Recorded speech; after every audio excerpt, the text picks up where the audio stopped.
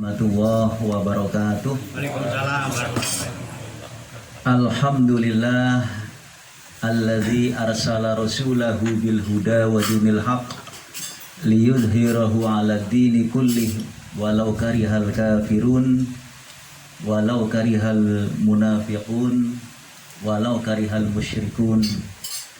Assalatu wassalamu ala asyrafil anbiya wal mursalin wa ala alihi wa ashabihi ajma'in, amma ba'du.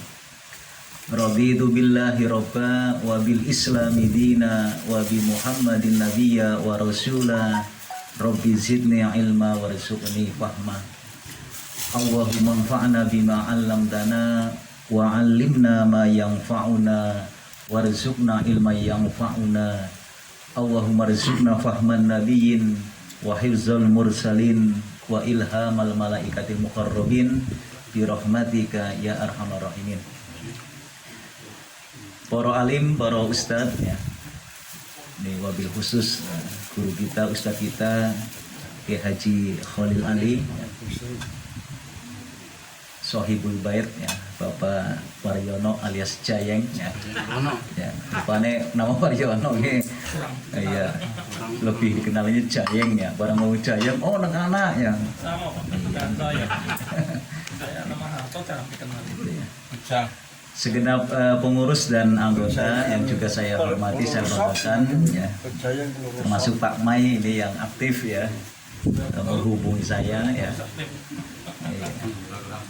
Ini Pak Mai ya, mudah-mudahan sabar ya Pak Mai ya. Ya. Iya. Karena ditunda keberangkatannya ya. Yang seharusnya tahun ini dengan saya juga insya Allah tadi berangkat ya. Nah, mudah-mudahan yang tertunda keberangkatannya itu ya bisa mengambil hikmah besar ya kan. Karena tentunya di balik itu semua pasti ada hikmahnya Pak ya. Keputusan pemerintah Indonesia dengan tidak memberangkatkan ya, bahkan tidak hanya Indonesia ya Pak ya, seluruh dunia ya kan. Itu tentu alasannya keselamatan jiwa ya, agar tidak tertular COVID ya. Karena sudah menjadi pandemi ya di dunia ini. Namun memang kalau kita lihat ya, kita saksikan ya, ternyata memang haji tetap ada ya diselenggarakan. Dan itu memang jumlahnya sangat-sangat terbatas ya. Kalau tidak salah hanya 1.000 ya. 1.000 saja itu terbagi menjadi 2 ya. 30% itu adalah penduduk lokal Saudi ya. Itu pun sebagian besar adalah petugas keamanan dan kesehatan, Pak. Kemudian yang 70% itu ekspatriat apa ya istilahnya ya. Jadi warga luar Saudi yang sudah tinggal di Saudi ya. Itu sekitar 70% ya kan. Totalnya ada 1.000 ya, jamaah ya. WNI ya, yang berangkat tahun ini ya, itu ada sekitar 16 ya kan. 5 wanita dan 11 perempuan, 11 laki-laki ya kan.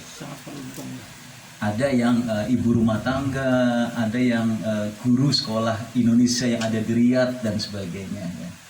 Tentu mereka luar biasa, sangat beruntung karena bisa melakukan haji di tengah pandemi ini ya. Ya.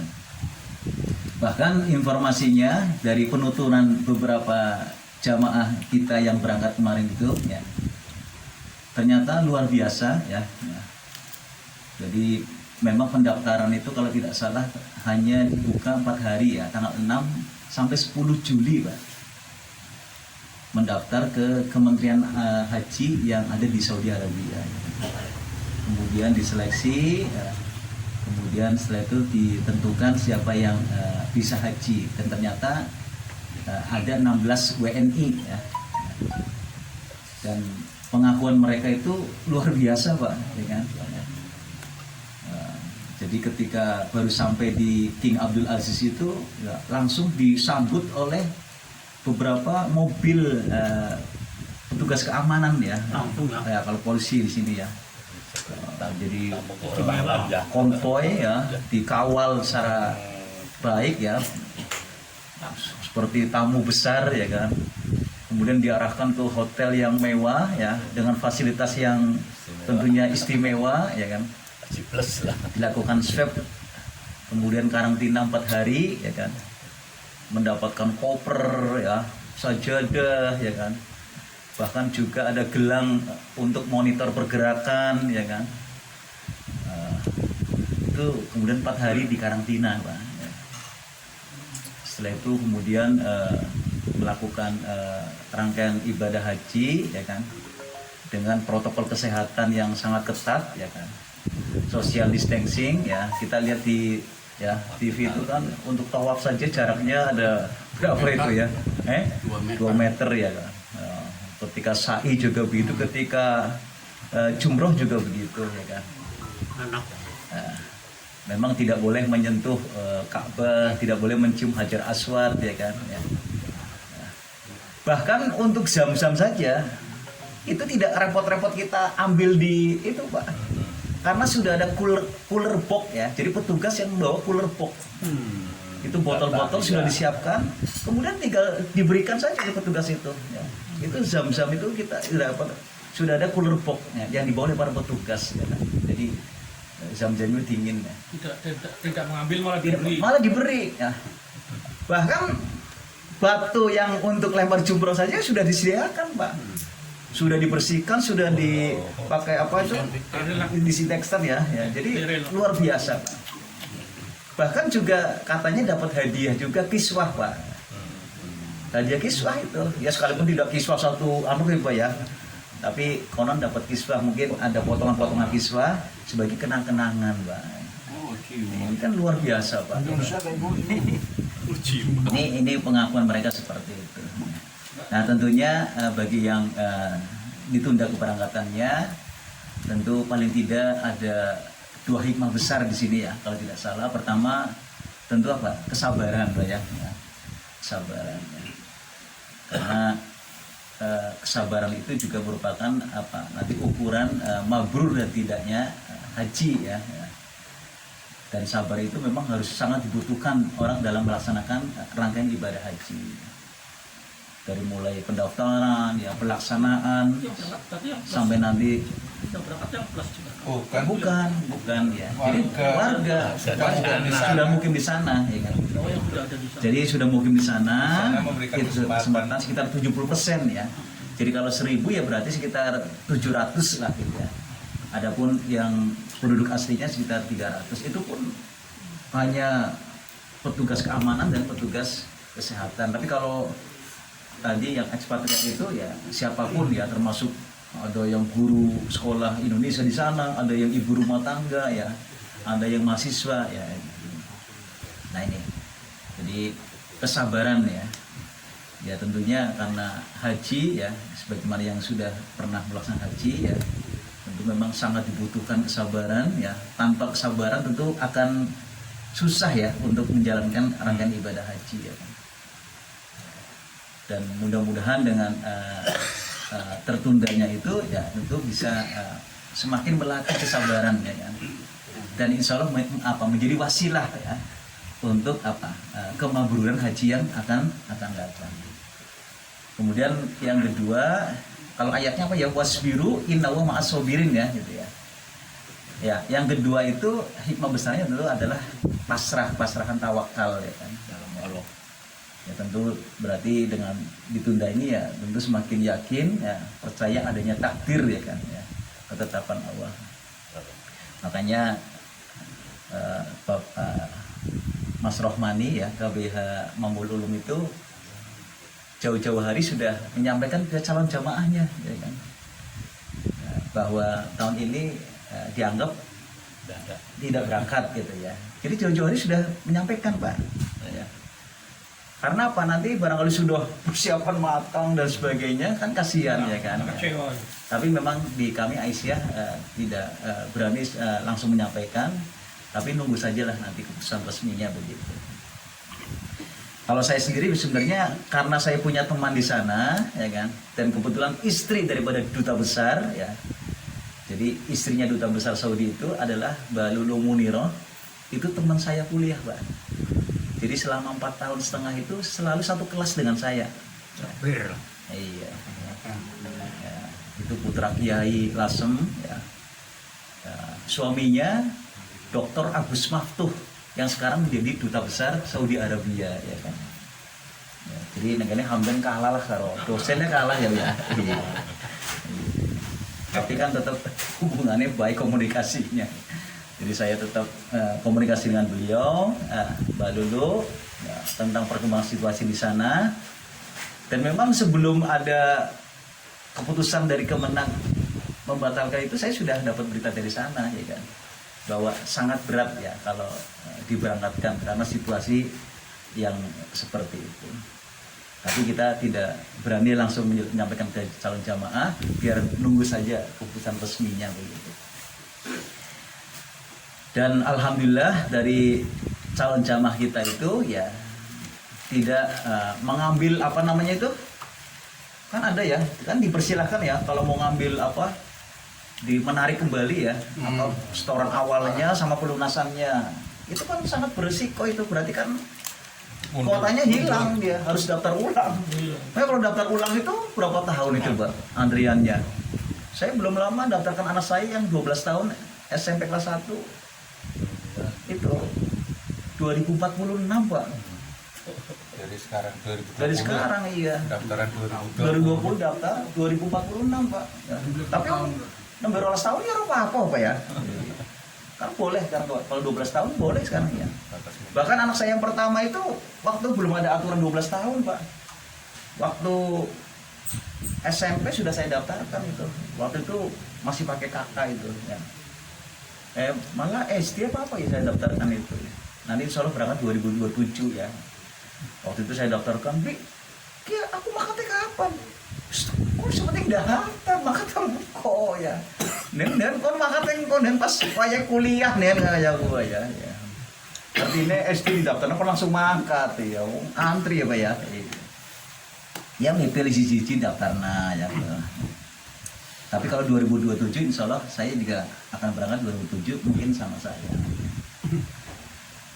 Nah ini ibu sekalian, jadi kalau setoran awal dan pelunasannya diambil, ditarik ya otomatis dia hilang ya. Kuotanya hilang 0, maka harus daftar, iya, antriannya kan semakin banyak. Tapi kalau hanya pelunasannya saja diambil, setoran awalnya tetap, nanti tahun besok sebelum berangkat tinggal pelunasan. Tapi kalau tidak diambil semua, nah, ini nanti ada dana manfaat 6 juta, Pak. Jadi 1 bulan sebelum berangkat itu nanti akan diberi dana manfaat 6 juta. Padahal bunga itu. Terus orang ngerti bunga. Nah, itu 6 juta ya kan. Ya karena ini tadi ya, mungkin dikelola apa ya. Jadi ada dana 6 juta ya kan. Ya 6 juta kan lumayan ya, Pak ya. Tenang go ya. Umpama mangat haji sing takoni sangune pira, Pak ya. Saya beberapa kali di SMS sama calon jamaah, Ustaz, nanti saya sangunya berapa? Sangu itu relatif ya Pak Haji ya?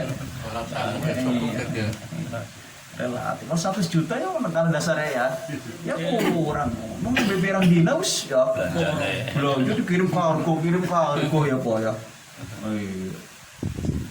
Makanya pedagang di sana itu senang Pak kalau haji Indonesia Pak ya. Pasti disambut dengan senangnya luar biasa karena konsumtif Pak ya. Nembe pirang dino sebelum ini pirang-pirang apa ya, maning masjid mampir toko ya. Kok balik sing masjid mampir maning apa ya, nggak dino pasti nyaking terus Pak ya, orang enteng nyaking terus. Jadi sama dino waktu ini kadang ya sholat maghrib ya, kemudian kita ini isya subuh suka metu ya, shopping ya Pak ya, mau kamu isya lu maning apa ya, kan kayak aku ya Pak ya. Nah ini makanya 6 juta ya dana manfaat ya. Nanti ada living cost 1.500 real ya Pak Ji ya. Berarti kali berapa? 4.000 Pak Haji? 4.000 plus minus 4.000. 4.000 kali Biasanya antara berarti berapa? 38. 1.500 kali 4 berapa? 6 juta ya, 12 juta ya. Iya. 12 juta. Apalagi di sana nanti sudah dipenuhi semua, makannya 3 kali full ya kan. Kenapa mahal utuh Pak? Dua Utuh kali, ya kan. tiga Ya. kali. 2 kali ya, ya karena 2 kali sehari ya, 2 kali. Sehari 2 kali. Tapi kan porsinya besar loh Pak. Ya kan? Makan siang sama makan Ibu-ibu malam. kan ya, kadang porsinya enteng Pak. Ya, kadang bisa bawa Murahan bengi kena gue sarapan. Kurang loh, sing ya, bawa bau apa sing tuh ya makan ya lemu ya. Makan Pak Mayor. Nang dalan oli Makan nih. perlu ya bohong kan ya. Manfaat pikiran ya kan. Nah, bisa bila ya. Heran tuh pada prasmanan. Ah, iya loh. Dorong teh geletak-geletak. Saya cukup yang itu. Baik Bapak sekalian rahimakumullah. Jadi itu ya. Kemudian pada kesempatan malam hari ini saya sebenarnya tidak menyiapkan materi khusus ya. Cuma ini saya rangkum saja dari beberapa pengajian yang sudah saya lalui dari beberapa tempat ya. Di antaranya beberapa hari yang lalu saya hadir di PRM Kauman ini ya kan. Ada seorang yang menanyakan, Pak Ustadz, di surat Al-Kautsar itu kan ada ayat yang mengatakan fasolli li rabbika wanhar ya. Fasolli dan sholatlah ya li rabbika ya. Wanhar ya. Ada sholli dan ada wanhar ya kan. Ini sebenarnya yang dimaksud sholat di sini apa sholat secara umum? Apa sholat yang terkait dengan kurban itu, yaitu sholat id, ya kan? Ini sebenarnya gimana Pak Kiai? Ya, menunjukkan sholat id dulu baru kurban. Nah, ini. Saya coba pernah dibuka di beberapa kitab tafsir, ya, termasuk tafsir Ibnu Katsir itu. Memang banyak mufasir yang kemudian menyebut bahwa sholat di sini adalah sholat id. Ya. Jadi sholat id dulu baru kurban. Gitu. Tapi kalau Ibnu Taimiyah itu melihatnya sholat secara umum, Mbak. Ya. Bahkan Ibnu Taimiyah mengatakan bahwa ibadah yang paling mulia, paling utama dan mulia, ibadah fisik yang paling itu adalah sholat. Ya. Kemudian ibadah harta yang paling dicintai itu adalah kurban. Nah, itu Ibnu Taimiyah mengatakan seperti itu. Tapi dari beberapa mufasir itu lebih kepada konteksnya itu adalah sholat id. Ya. Yang kemudian ditarik oleh para ulama tentang surat ini Al-Kautsar ini kemudian menjadi dasar ya kan disyariatkannya kurban ya kan?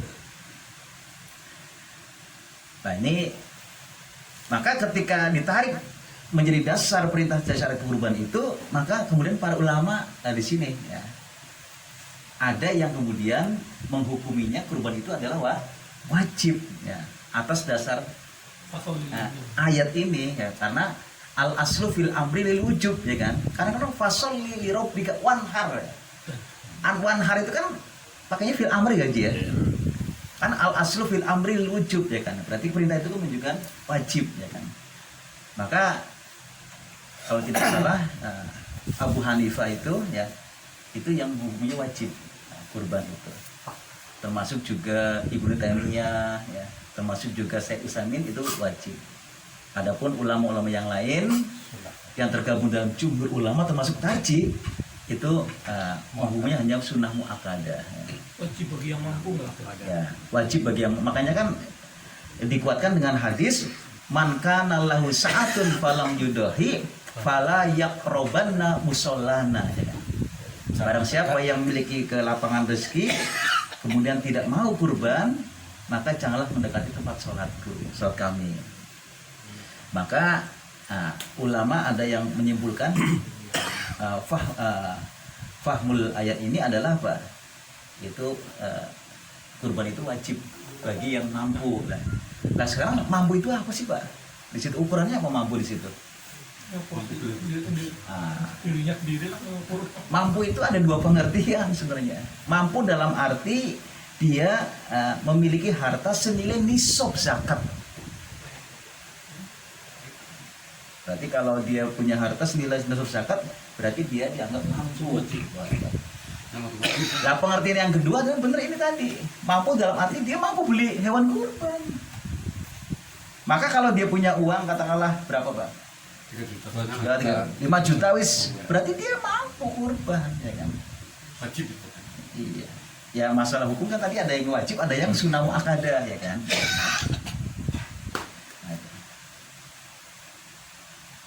Tuh rokok dina berapa? Sing rokok, anak sing rokok nang kene. Itu nggak ada yang rokok. Enggak ada ya. Iya. Gue takon bukan anak ya. Saya kira rokok. 20.000. Standar normal Udah mari. Terus sebenarnya ngitungnya gampang ya 20.000 lah ya. Sebulan sekali. Sebulan pira? Sama. Sama. Terus Yang sebelum. setahun 6 juta. Loh, 7.200.000. 7.200 ya. Maka pira 3 juta pira? Terus 3 juta. 3 juta setengah. Sisanya pira? Itulah duit. 3.700.000 ya. Kan berarti coba perai ya. Setahun perai orang udut ya kan? Kan bisa kurban. Lo kan tuku rokok setahun kuat kurban setahun sampai sana orang bisa. Ya kan? Orang diniati ya. Makanya inilah ya. Ada yang kemudian mengkategorisasi umat Islam dalam apa? Dalam menyambut perintah kurban itu ada 4. Pak. Yang pertama, orang yang sudah dimampukan Allah, kemudian dia kurban, ya kan? Yang kedua, orang yang belum dimampukan Allah dan dia tidak kurban. Yang ketiga, orang yang belum dimampukan Allah, tapi dia ingin meraih kemuliaan ibadah kurban. Dia belum dimampukan, tapi dia ingin meraih kemuliaan ibadah kurban. Dengan cara apa? Ya dia ikut ya dalam prosesi ibadah kurban ya kan, panitiaan ya. Kemudian yang keempat, orang yang yang sudah dimampukan Allah, tapi apa tadi? Tiba-tiba kemudian merasa miskin ya kan. Nah ini tadi tuh rokok setahun kuat ya. Tapi jebule kurban Ratuan. mana bisa ya Pak. Coba anggar price tahun ya kan. Hitung juta 200 ya Pak ya. Dikurangi 3 juta hitung 500 sih. 3 juta 700. Kena mau haji kena umroh ya Pak ya. Iya ya Pak. Iya ya Pak. Kan udah mikir mohon. Mohon ini orang diniati ya kan. Nah ini ya. Maka saudara sekalian, kalau tadi dikaitkan dengan surat Al-Kautsar, kemudian tadi apa namanya hadis tadi, ya sebenarnya di sini apa? Mafhumul hadisnya apa? Bahwa orang yang punya kemampuan untuk kurban, ya, tapi tidak mau kurban, maka sangat percuma dia hadir untuk sholat id. Jadi kehadiran dia untuk sholat itu percuma Pak. Karena Pak dia mampu kurban tapi enggan untuk kurban. Nah ini yang saya pahami seperti itu. Ini saya baca dalam tafsir itu begitu Pak. Kemudian yang kedua terkait dengan kurban, ya. Ini saya pernah juga ditanya, kemarin sudah saya sampaikan ya Baji ya. Sebenarnya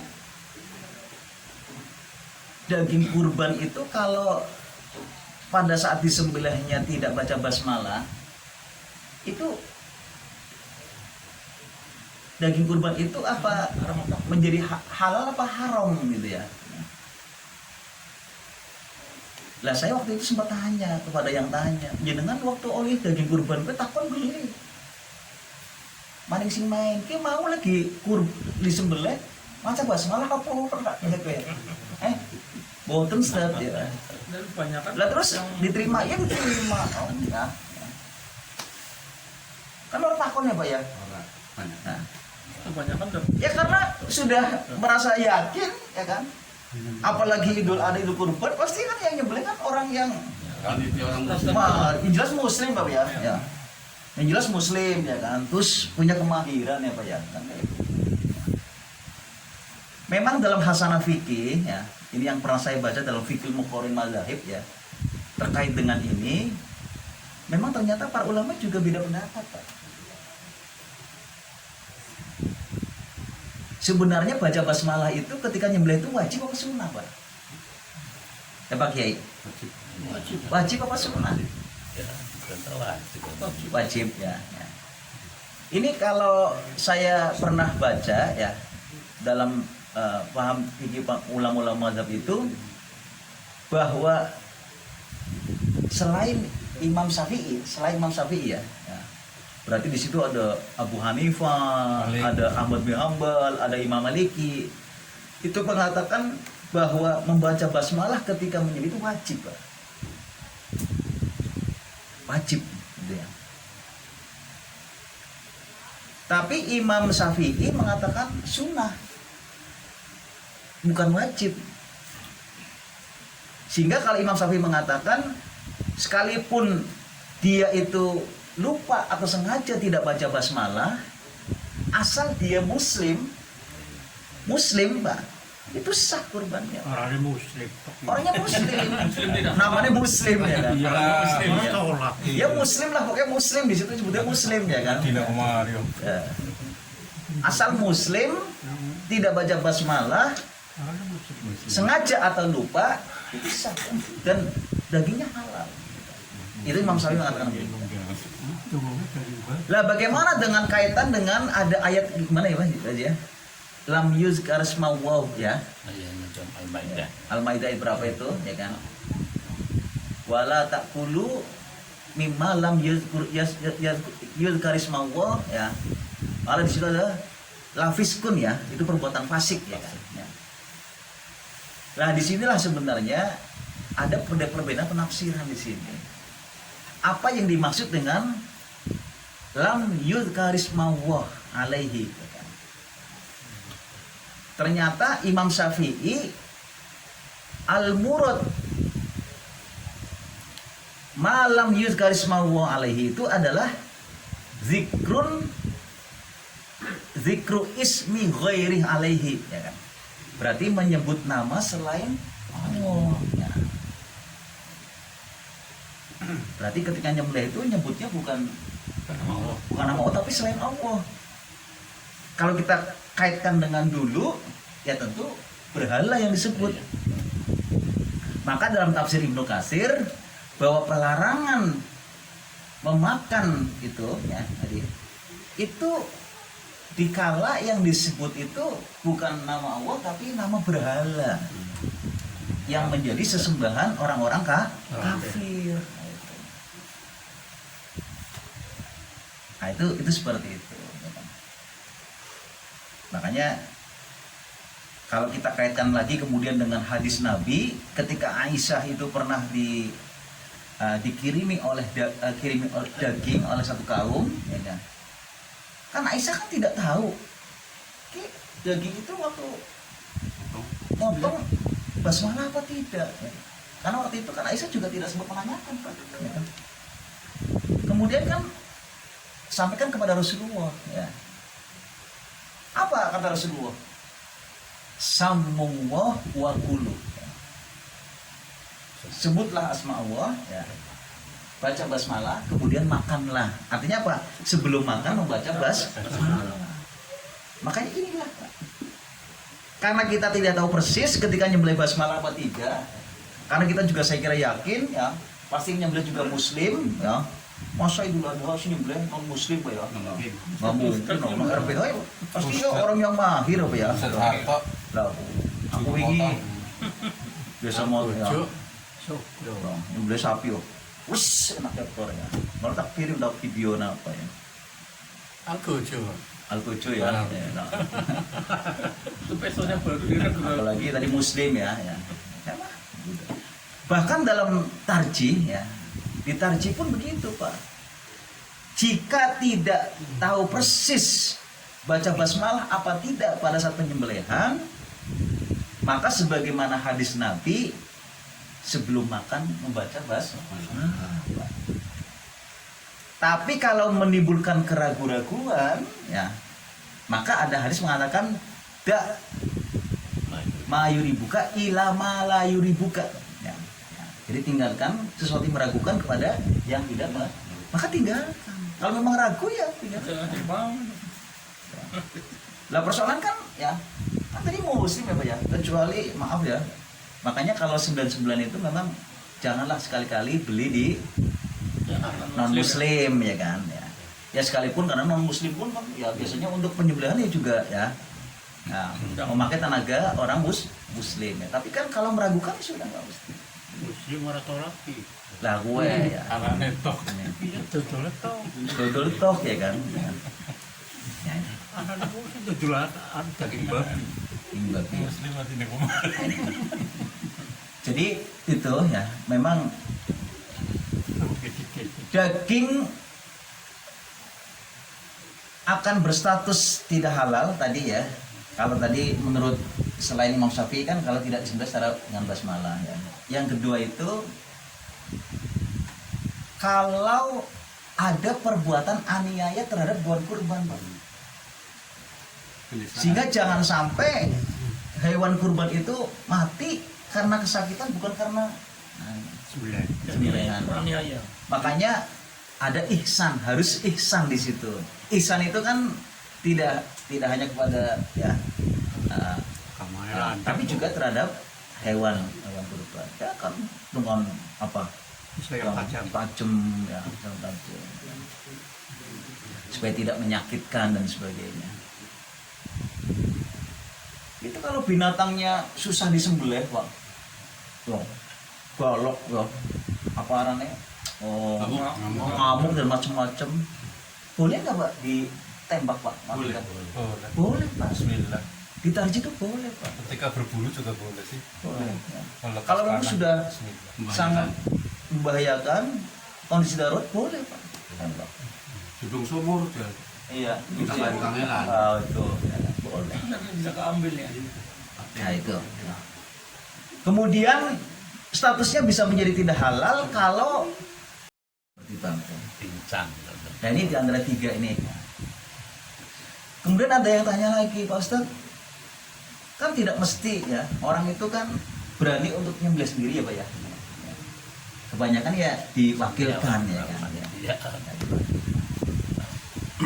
Bagaimana dengan menyaksikan? Apakah harus menyaksikan? Ya kan? Yang menyaksikan itu sunnah ya Pak ya. Sunnah untuk menyaksikan. Karena Nabi pernah mengatakan kepada putrinya Fatimah, wahai Fatimah, saksikanlah sembelihan kurbanmu. Karena Allah akan mengampuni setiap tetes darah dari hewan kurbanmu. Nah, itu Rasulullah seperti itu. Bahkan Rasulullah mengajarkan kepada Fatimah, pada saat kamu menyaksikan juga berdoa. Apa doanya di situ? Inna sholati wa nusuki wa mahyaya wa mamati lillahi rabbil alamin la syarika lahu wa bidzalika umirtu wa ana awwalul muslimin. Ini dibaca begitu. Ayo jarang Jarang mau lihat. Itu di tarjiah ada Pak. Banyak yang nggak mau Di lihat. tuntunan kurban HP tarjiah ada itu, baca itu.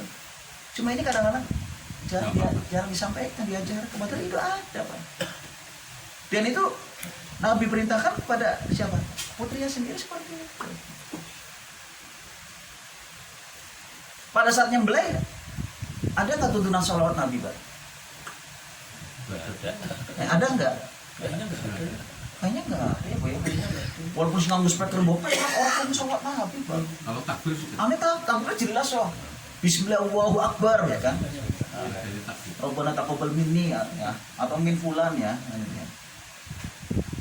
Karena seperti itu Pak ya kan. Kenapa tidak ada salawat Nabi Pak? Nggak ada tuntunan. Ya kan tidak ada tuntunannya. Dan dikhawatirkan di situ apa? Nah, khawatirkan di situ ada apa? Apa namanya di situ? Menjadikan Nabi sebagai tawassul Pak, dalam kurban. Membayangkan Nabi sedang kurban. Makanya tidak ada tuntunan sholawat Nabi Pak. Adanya Bismillah Allahu Akbar. Nah, itu. Kemarin saya sampaikan ke panitia ya, karena kurbannya di sana, motongnya di RPH. Ya. Nah ini kan tidak semua bisa menyaksikan ya Pak ya. Ya. Makanya ya itu tadi. Kan sekarang canggih Pak ya Pak ya. Di video kan bisa ya, di share di grup ini ya. Nah, menyaksikan lewat. Nah, ya sama halnya seperti kita itu loh ya, dam ya Pak ya. Nah pada saat eksekusi dam itu kan tidak semua Pak. Nah nanti ini ya Pak main nanti ya. Itu kan biasanya kalau di AIC ya KBAIC itu perwakilan Pak. Itu bukan di tanggal 10-nya, biasanya tanggal 11-nya. Ya. Itu ketika kita sudah ada di Mina, tenda Mina ya. Kemudian tanggal 11-nya setelah lempar jumroh ya, kemudian nanti perwakilan biasanya Karong dan beberapa ketua regu itu ke sana jalan kaki dulu sampai ke Bin Daud ya, kira-kira berapa kilo, nanti setelah itu nyetok taksi ke Jalur Kurban sana ya, baru kemudian kita menyaksikan dan itu pun biasanya kita kan nanti dibahas satu-satu Pak gitu. Nanti kita video sehingga kita share di grup seperti itu. Tapi pengalaman saya kemarin itu 2018 saya kan petugas Pak, sehingga kita tidak ikut ke rombongan KBIH Pak untuk damnya itu ya. Malah ini menjadi pengalaman saya Pak ya. Jadi beberapa petugas haji dengan saya, kebetulan saya alhamdulillah ya bisa komunikasi bahasa Arab ya, sehingga itu bisa memudahkan ya. Saya bawa beberapa teman petugas haji naik taksi ke sana ya, ke pasar hewan ya kan. Saya tawar menawar di situ Pak langsung ya kan. Murah. Ternyata murah Pak. 300 real itu gede Pak. 300 real kan kali 4.000 rupiah ya. 1,2 gede Pak. Nanya kelasnya kayak 2 juta 1 juta Pak. Ya. Kok beneran petugas haji kita itu ada yang orang Pemalang Pak, kepala KUA lalu dongkal ya. Itu TPIH ya, petugas haji ibadah ya kan, kepala KUA ya, dia cek, saya kan di rumah juga melihara kambing ya kan. Oh beneran pas sampai pulang kan gawaman Pemalang ya kan. Murah set kuwi Pemalang kan bisa 2 juta 1 juta. Ya pulak boyo. Ke mana ya kan? Padahal karo ya. Kalau kata saya gede Pak. Penangkanya 3 juta lah. Gede. Murah Pak ya. Tapi itu non tasrik ya Pak ya. Kalau tasrik mahal. Makanya ada tasrik dan non tasrik. Kalau di tasrik itu mahal Pak. Tapi kalau non tasrik itu murah, lebih murah daripada di tasrik ya. Ah jadi bisa juga ku ya. Ikan juga ya. Ayo ku ya. Jadi kurban itu ya. Jadi penyaksian ya. Itu. Kemudian apakah harus menghadap kiblat Pak? Harus enggak? Hewannya itu. Ya itu sunnah ya. Jalan turun kurban itu ya diarahkan ke kiblat ya. Bahkan kaki kita itu bisa untuk menekan Pak supaya tidak banyak gerak ya. Terus gitu ya.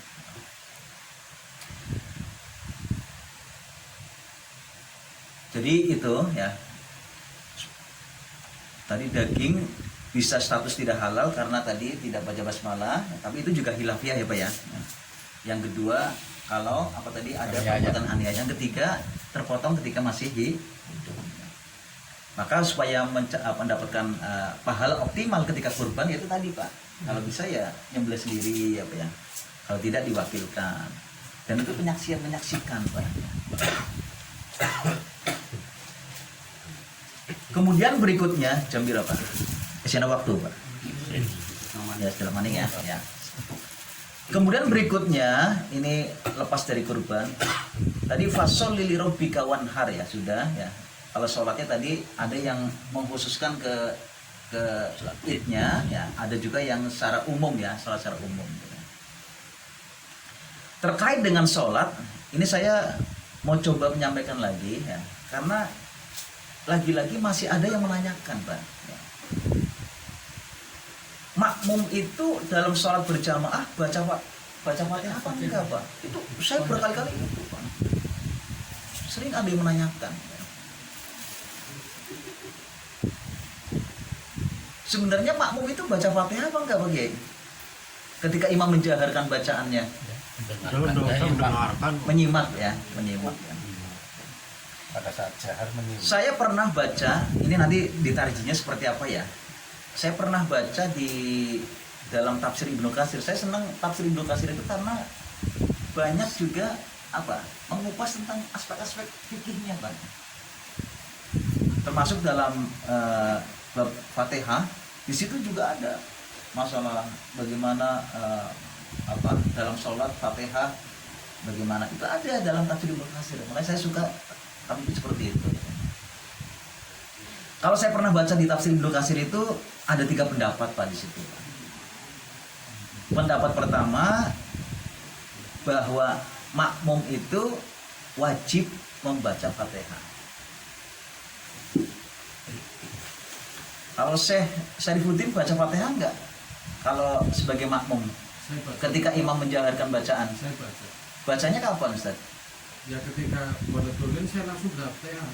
Fatihah. Surat lainnya diabaikan. Ya sisanya. Berarti dengar. ketika imam baca surat pun diabaikan, tidak didengar, Iya. karena fokus baca Fatihah. Iya. Nah.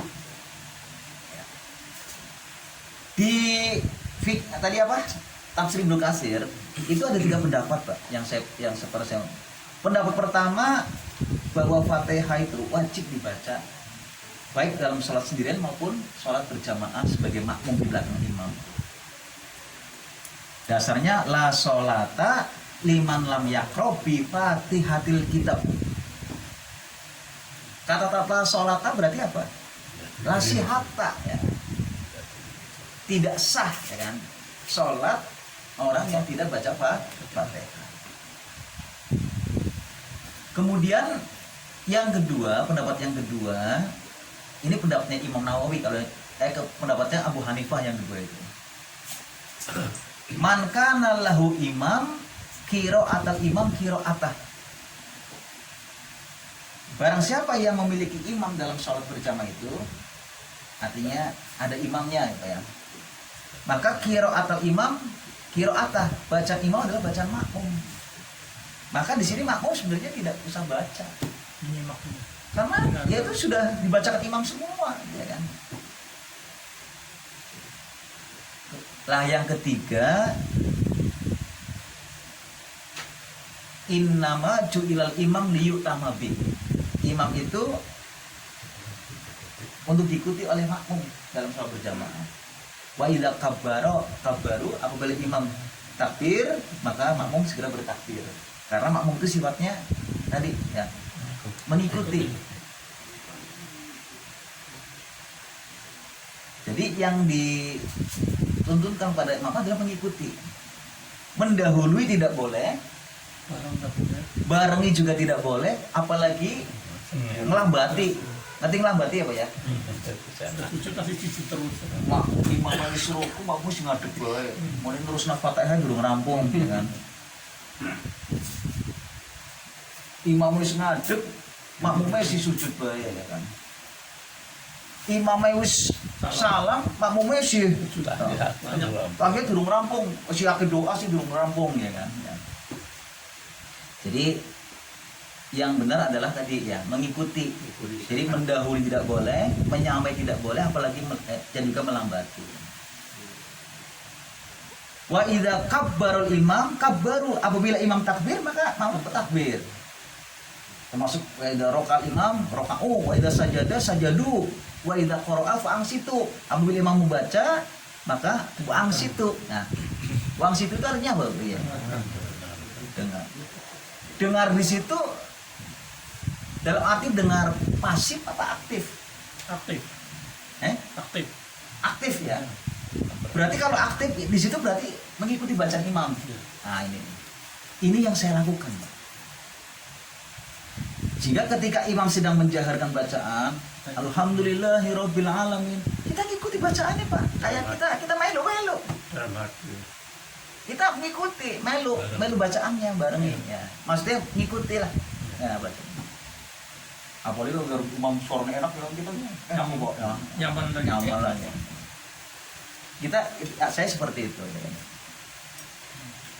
Nah ini memang dari 3 ini, ya. Kalau pendapat yang pertama, di mana makmum pun wajib membaca Fatihah, bagaimana kok kemudian kaitannya dengan surat Al-A'raf 204 bagian? Wa idza qura'al Qur'an fastami'u wa ansitu la'allakum turhamun. Ini kan ayat. Ayat dengan hadis, kira-kira derajatnya tinggi mana, Pak? Ayat. Apalagi hadisnya hadis ahad loh itu, ya. Kalau ayat mutawatir jelas ya. Kalau ini kan hadisnya ahad lagi ya. Namun demikian, menurut mereka yang di pendapat pertama mengatakan ayat itu sifatnya umum. Tapi kalau hadis khusus, berarti memberikan pengkhususan. Ya. Jadi khusus dalam sholat itu baca Fatihah. Karena ada hadis yang mengharuskan dalam sholat itu harus baca Fatihah. Karena Fatihah itu rukun. Nah. Pendapat yang kedua ditolak oleh Tarji. Pendapat yang ketiga dipahami ketika imam dalam sholat yang sifatnya jahriyah, berarti jahar bacaannya seperti sholat subuh, maghrib, rakaat pertama, rakaat kedua, isya pertama kedua, di mana imam menjaharkan bacaan, maka makmum dia menyimak wa angsitu, pastami'u lahu wa angsitu. Ya. Tapi dalam sholat yang siriyah, di mana imam tidak menjaharkan bacaan, sholat zuhur, asar, maghrib rakaat ketiga, isya rakaat ketiga keempat, maka makmum wajib membaca. Nah ini Ya jangan diteruskan dulu. Tapi dengan atau apa membaca Fatihah ikuti ya. ya. Sekarang kalau kita makmum masuk, bahkan Pak Imam lagi surat juga. Jadi itu yang saya sampaikan itu adalah ketika saya Normal. ikut dari dalam awal ya normal, dalam kondisi normal ikut dari awal ketika imam membaca Fatihah ya kan. Saya ikuti dari awal. Nah, tapi ketika saya masbuk itu beda. Jadi ketika imam selesai Fatihah kemudian akan baca surat, saya datang, saya langsung takbir ihram, kemudian saya langsung baca Fatihah. Sekalipun imam sedang baca surat gitu lah. Dan baca Fatihah pun semampu saya. Kalau tidak selesai pun nggak apa-apa, tidak perlu harus meneruskan sampai selesai sementara saya harus tertinggal. Nah, ini nggak boleh. Jadi imam ruku pun harus ruku walaupun Fatihahnya belum selesai. Dan itu tetap 1 rakaat. Apalagi itu Pak, ruku saja bersama imam tetap dihitung 1 ya Pak ya. Dalam tarjih kan seperti itu Pak. Ya. Nah ini,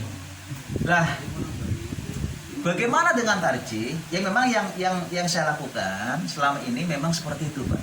Jadi ketika imam menjaharkan Fatihah, saya dalam kondisi ikut normal, saya ikuti bacaannya Pak. Jadi diam di situ bukan diam pasif Pak, tapi aktif mengikuti bacaan imam gitu. Sehingga ketika imam nanti sedang baca surat ya kita fokus hanya mendengarkan ya. Bacanya didapatkan. Bacaannya didapatkan.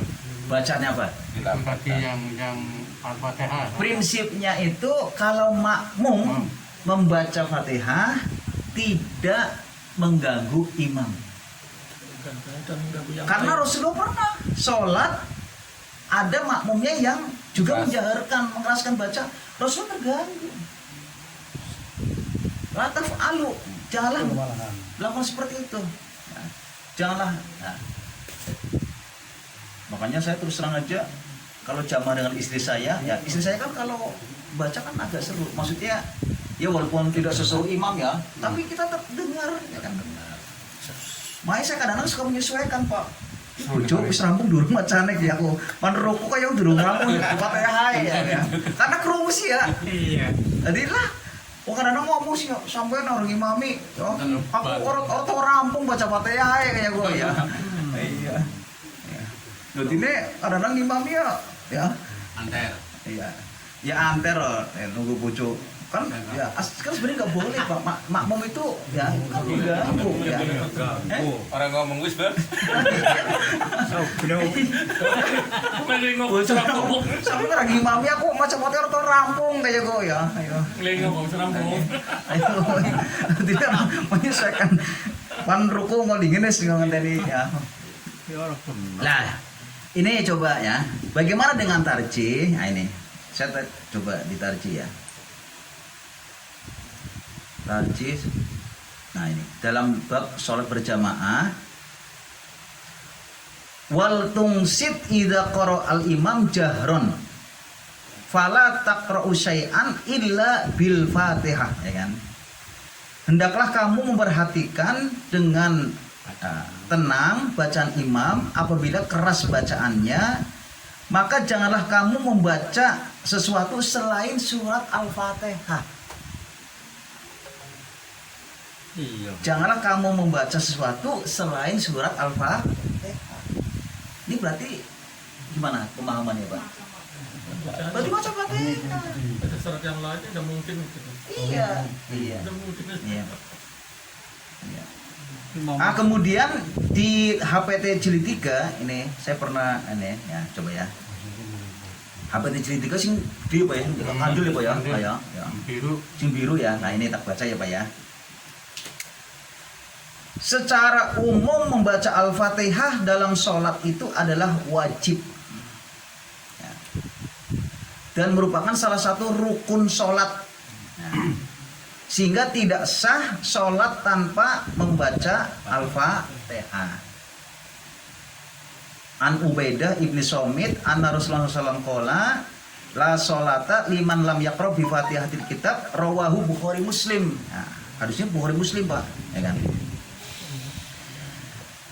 Nah, tidak sah seseorang sholat yang tidak membaca Al-Fatihah. Hanya saja membaca Al-Fatihah di belakang imam. Nah, di belakang imam berarti sebagai makmum ya. Nah, terdapat 2 garis besar ijtihad fikih, yaitu ijtihad mazhab Hanafi dan ijtihad jumhur ulama. Berarti Hanafi dewekan, dione jumhur Pak. Maliki, Syafi'i, Hambali dan lain-lain ya kan. Dalam mazhab Hanafi, makmum di belakang imam dalam sholat jamaah tidak membaca Fatihah. Dasarnya surat Al-A'raf ayat 204. Wa idza quri'al Qur'an fastami'u lahu wa ansitu la'allakum turhamun ya kan. Adapun menurut jumhur ulama selain Abu Hanifah ya, membaca Al-Fatihah baik dalam sholat sendirian maupun berjamaah di belakang imam adalah wajib hukumnya berdasarkan hadis Ubaidah tadi. Jadi Abu Hanifah dasarnya Al-Quran, jumhur dasarnya hadis ya. Tarjih Muhammadiyah ya. Tarjih ya Pak ya. Tarjih Muhammadiyah sesuai dan sejalan dengan pandangan jumhur ulama. Dan hadis Ubaidah tersebut tidak bertentangan dengan ayat Al-Quran Al-A'raf surat 204 karena ayat di atas dapat dianggap sebagai perintah umum. Jadi ayat itu perintah umum Pak. Jadi anggur anak maca Quran ya rongokna ya termasuk kayak gini Pak ya. Ngobrol ya. Tapi kalau dalam sholat kan khusus dalam sholat Pak ya kan ya. Nah, ayat di atas dapat dianggap sebagai perintah umum, sedangkan hadis Ubaidah memberi pengecualian, yaitu di dalam sholat makmum tetap membaca Fatihah. Tadi tarjih makmum baca Fatihah Pak. Hadis Ubaidah memang merupakan hadis ahad Pak ya. Dan menurut kaidah usul fikih, kaidah ulama fikih Hanafi, jari Hanafi, hadis ahad tidak dapat membatasi keumuman Al-Quran. Karena apa? Hadis ahad sifatnya zonni, sedangkan Al-Quran adalah sifatnya qot'i. Nah, sedangkan kaidah usul fikih jumhur ulama menyatakan bahwa hadis ahad dapat membatasi keumuman Al-Quran karena pernyataan umum itu sifatnya zonni sebab masih memerlukan penjelasan. Oleh karena itu hadis ahad bisa saja membatasi keumuman Al-Quran dan sekaligus menjadi penjelas terhadap keumuman itu. Jadi hadis Ubadah itu tetap dipegangi. Selain itu membaca Al-Fatihah di belakang imam juga didasarkan kepada hadis yang lain. Ini ada hadis yang lain. Nah, artinya saja belakangnya apa ya? Artinya ya. Apakah kalian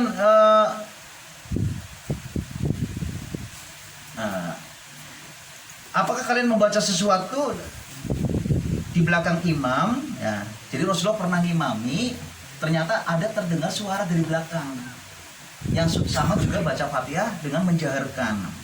Rasulullah takon, apakah kalian ketika sholat selesai tanya, apakah kalian membaca sesuatu di belakangku? Ya, karena Rasulullah merasa terganggu dengan bacaan makmum. Maka janganlah kalian lakukan itu kecuali membaca Al-Fatihah. Hadis riwayat Ahmad. Jadi jelas bahwa membaca Al-Fatihah itu adalah wajib hukumnya di dalam sholat, baik sendirian, munfarid maupun berjamaah. Ya. Nah ini berarti tarjih itu ya tadi kan, ya, berarti Fatihah itu wajib Pak dibaca. Ya. Itu wajibnya bacanya itu dalam hati atau di? Ya tentu tidak mengeraskan suara ya. Yang terdengar oleh diri sendiri sih Pak. Ya kan? Maka prinsipnya tidak boleh tadi mengeraskan sehingga mengganggu. Apalagi Rasulullah merasa terganggu ketika ada yang mengeraskan bacaan gitu ya. Yang lain gitu. Yang lain. Imamnya harus alon harusnya. Iya. Biar bisa diikuti. Nah, bisa diikuti. Ya, oh, Dolin. amin ya kan. Alhamdulillah. Nah ini makanya itu tadi betul kayak Pak Ustadz Syarifuddin tadi ya, ketika waladolin selesai baca Fatihah gitu ya. Itu ternyata tarjih juga seperti boleh Pak, boleh. Cuma saya terus terang saja kebiasaan saya itu Pak, ketika imam baca Fatihah saya ikuti, jadi ikut membaca Pak. Ya seperti itu Pak. Menyimak baca Quran kita dengarkan. Iya, jadi kita ikuti. Tapi kan orang yang bercilik Pak, baru seru kan orang Pak, ikuti gitu Pak, ikuti. Iya. Nah ini ada ulama yang mencoba mengkompromikan Pak, pakai metode al-jam'u wa taufik dalam hal ini. Bagaimana supaya makmum itu ya, bisa fokus mendengarkan bacaan imam, tapi juga makmum bisa baca Fatihah. Bagaimana caranya? Bagaimana caranya Pak? Kita menyimak. Nah ini Ibnu Hajar al-Asqalani itu menggunakan metode al-jam'u wa taufik. Bagaimana supaya makmum tidak melanggar perintah Al-Quran tadi, tapi juga bagaimana makmum bisa melaksanakan hadis Nabi tadi dengan baca Fatihah. Bisa diikuti. Nah di sini ada istilah jeda Pak. Jadi setelah waladolin amin itu ada jeda Pak. Imamnya istirahat. Ada jeda waktu senggang. Ini yang saya sedang mulai Pak. Kalau waladolin amin saya sejenak Pak. Mau ya jatuh sebulan bukan hal ini ya Pak. Ya sejenak Pak. Supaya apa? Makmum masuk di situ baca Pak. Tapi kan tidak mesti harus nunggu selesai makmum baca Pak, ya kan? Ya kira-kira sajalah gitu, ya kan? Itu seperti itu. Jadi makmum itu tidak melanggar perintah Al-Quran tadi, ya harus mendengar, menyimak. Tapi satu sisi juga makmum tetap bisa baca Fatihah sesuai dengan hadis Nabi tadi, Pak. Nah, jadi ada jeda sejenak. Cuma masalahnya kemudian ada nggak contoh yang seperti itu? Apakah Rasul mencontohkan seperti itu, Pak? Tapi saya pernah diberitahu oleh Mas Hatta, ya, Hatta Kemenak, malah di-share ke saya, ketika Syekh Sudes itu ngimami Pak. ternyata ada sedikit jeda Pak, tidak langsung Pak, ada sedikit jeda. Nah itulah, itu mungkin masuklah makmum untuk baca Pak. Tapi kalau mungkin perhitungan jeda untuk menghabiskan 7 ayat itu Ah, orangnya. orangnya. Tapi mungkin kalau penjiwaan kita kuat sambil menikmat, kita memaknai juga kayaknya lebih Abdul itu ya, gitu ya. Iya. Ada yang jedanya itu per ayat, Ustaz. Per ayat. Iya, Oh, iya. mami harus Karena yang dijatuhkan Nabi itu. Alhamdulillahirabbil Alhamdulillahirabbil alamin. Imam bisa ngikut, Itu bisa itu. ngikut. Nah itu memang ada yang mencoba masuknya di sela-sela itu Pak. Iya, Jadi di sela-sela itu masuk makmum itu baca. baca, ngikuti. Kan masalahnya kapan makmum bacanya kan begitu Pak. Ya. Kalau memang wajib baca, makmum bacanya kapan? Ya. Ketika sebagian umat yang katakanlah mungkin mereka kelompok itu ya NU ya, Iya. membaca Fatihah pada saat seposisi surat itu memang hanya kelompok tersendiri artinya. Opini pribadi Ternyata tarji membolehkan Pak. boleh seperti itu. Boleh tarji. Dianggap tidak bertentangan. Karena hadis itu sih bersifat khusus. Ayat bersifat umum. Jadi sekalipun imam sedang baca surat, namun boleh baca Fatihah. Dan itu dianggap tidak bertentangan dengan Al-Quran itu. Nah, kalau tadi pertanyaannya kapan makmum bacanya, bisa ada beberapa ya Pak ya. Pertama bisa tadi ya, ketika imam sedang membaca, kita kan bukan diam pasif Pak ya, tapi aktif ya, artinya ngikuti seperti membaca seperti baca imam. Kedua bisa di sela-sela tadi. Alhamdulillahirabbil alamin. Makmum masuk. Ar-Rahmanir-Rahim. Makmum masuk. Nah, seperti itu. Atau tadi yang ketiga, ketika imam selesai baca Fatihah, makmum di situ masuk. Sekalipun imam sedang baca surat nggak apa-apa. Dan tarji ternyata membolehkan.